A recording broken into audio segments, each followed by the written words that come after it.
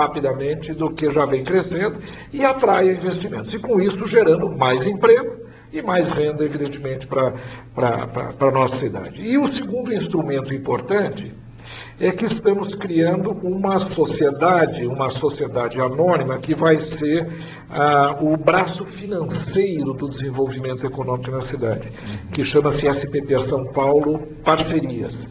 Através desta empresa, nós desenvolveremos uma série de atividades que darão sustentação financeira aos projetos de desenvolvimento gerados na Agência de Desenvolvimento. Então, essa é a notícia, aliás, que eu dou com muita felicidade aqui no seu programa para os nossos colegas economistas que estão nos ouvindo. A Secretaria passa a ser agora Secretaria de Desenvolvimento Econômico também. E aí o prefeito Gilberto Kassab busca com isso estimular o crescimento econômico na cidade. Parece uma experiência inédita em termos de Brasil.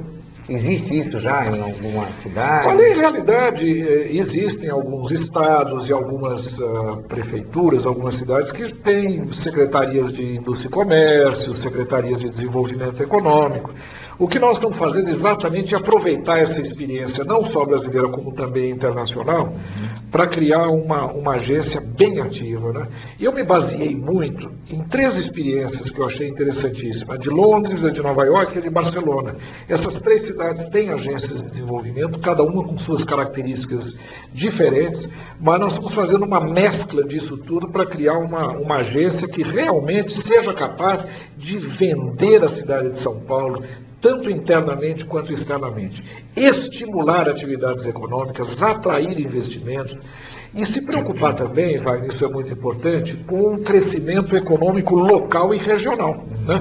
Não é só trazer investimentos para a cidade de São Paulo, é analisar também o aspecto geográfico desse desenvolvimento. A própria vocação das pessoas, dos bairros, das regiões e também até mesmo aproveitar recursos que hoje estão sendo subutilizados. Por exemplo, a zona leste da cidade de São Paulo é uma cidade dormitório. Lá existe muita mão de obra e poucas oportunidades de trabalho. Isso gera necessidade de transporte coletivo maciço, investimentos elevadíssimos em transporte, sem falar no desgaste pessoal de horas e horas em transporte. Pessoa que mora na zona leste e vai trabalhar na zona sul ou no centro, né?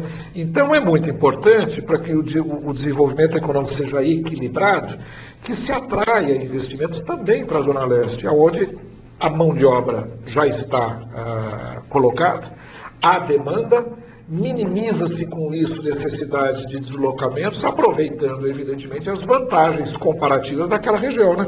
A Zona Leste vai ter, agora com o Rodoanel, ligação direta com as outras regiões da cidade. A Zona Leste é a mais próxima do Porto de Santos. Está próximo do aeroporto de Cumbica. Portanto, é uma região que, do ponto de vista logístico, é muito importante. Do lado da Dutra. Do lado da Dutra e de todas as grandes artérias de comunicação da cidade. Então, uma das nossas preocupações é essa também, estimular o crescimento econômico regional e local dentro de um planejamento geográfico do desenvolvimento econômico da cidade. Realmente muito interessante, tenho certeza que vai ser um grande sucesso. Agora, secretário, aqui no nosso programa, nós temos falado sempre sobre a necessidade do economista estudar a gestão pública. Por quê? Durante muito tempo, o economista foi formado pensando em trabalhar numa empresa ou numa entidade. Porém, governo, trabalhar na gestão pública é uma questão relativamente nova. Já trouxemos alguns especialistas aqui para falar dessa necessidade. O senhor, como vice-presidente da Fundação Getúlio Vargas, como economista há tanto tempo, e agora tendo essa experiência inédita aqui na nossa cidade, de colocar a Secretaria do Trabalho também como uma fomentadora do desenvolvimento, o senhor teria alguma dica aqui para deixar para os economistas, no sentido de valorizar cada vez mais essa questão da gestão pública, inclusive nos currículos escolares, dar mais valor para isso ao defender suas teses, por exemplo? Olha, eu acho que a economia do setor público é uma das áreas mais, digamos, carentes de desenvolvimento, de pesquisa, né? A área tributária, por exemplo, é uma delas, e nós já discutimos isso. Essa é uma missão que, fundamentalmente, economistas devem desempenhar, né? Montar um sistema tributário. A questão de finanças públicas, o orçamento público, é uma ação essencialmente econômica, né?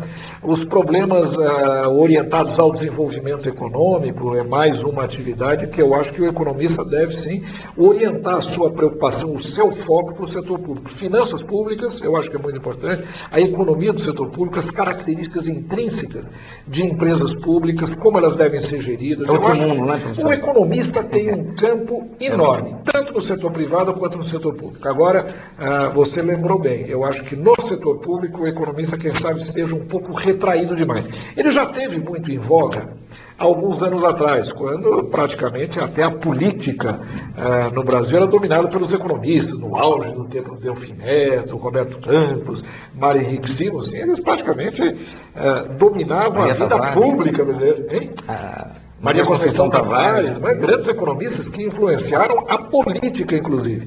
Houve um refluxo.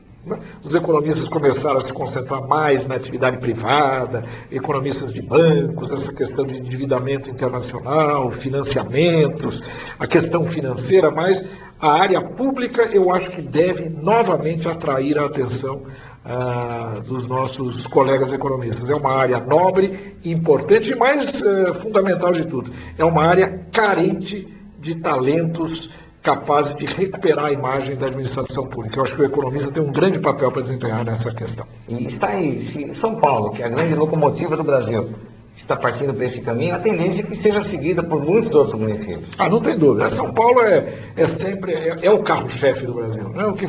O que acontece aqui em São Paulo, Wagner, normalmente é observado e copiado em outras regiões do país. É mais uma razão para nós, enfim, nos concentrarmos nessa tarefa, nessa função, transformarmos essa missão que o prefeito Gilberto Kassab nos deu numa missão exitosa e, com isso, darmos um exemplo para o resto do país. Maravilha. Bom, o senhor hoje, como titular da pasta do trabalho no município de São Paulo, tem nas mãos os dados, o perfil do nosso trabalho. Como é que está hoje o mapa do trabalho aqui na nossa cidade, secretário? Tendo em vista que a crise, como o senhor mesmo disse, infelizmente, passou por aqui de uma forma meio rápida, não se pode dizer que tenha terminado, porém, o impacto foi bem menor do que se supunha no começo. Eu até estive na posse do prefeito Gilberto Kassab, e eu me lembro que ali ele falava das dificuldades que haveria na gestão municipal, diante da crise, porque estariam sendo revistos todos os orçamentos. E nós vemos aqui com muita satisfação que, no caso do trabalho, por exemplo, o senhor está conseguindo excelentes resultados e também ampliando já a abrangência da secretaria nesses primeiros 9 meses. E para o trabalhador, como é que está a situação hoje de quem trabalha em São Paulo? Essa é uma questão interessante, né? A taxa de desemprego vem caindo, né? Ao longo dos últimos 3 meses, né? Ela subiu um pouco durante esse mergulho da crise, como eu disse, mas ela vem sendo paulatinamente recuperada. A taxa de emprego está subindo, o desemprego está diminuindo. Mas a cidade de São Paulo e a região metropolitana de São Paulo tem uma taxa de desemprego maior do que a média nacional, né? Os dados de agosto, julho-agosto, mostraram uma taxa de desemprego pelo IBGE que caiu para 8%. Na região da Grande São Paulo, especificamente, ela é superior a 9%, e com uma concentração muito forte em alguns segmentos populacionais. Jovens e pessoas de mais de 40 anos têm bolsões de desemprego muito, muito fortes. Outra questão importante, Wagner, que eu queria chamar a atenção, é a questão da tecnológica, capacitação. É muito importante nós aumentarmos o nível de preparo para o trabalho dos nossos trabalhadores, da nossa força de trabalho. Eu vou dar um exemplo a você. A área de tecnologia de informação, por exemplo, tem uma carência no Estado de 100 mil vagas. São 100 mil vagas não preenchidas.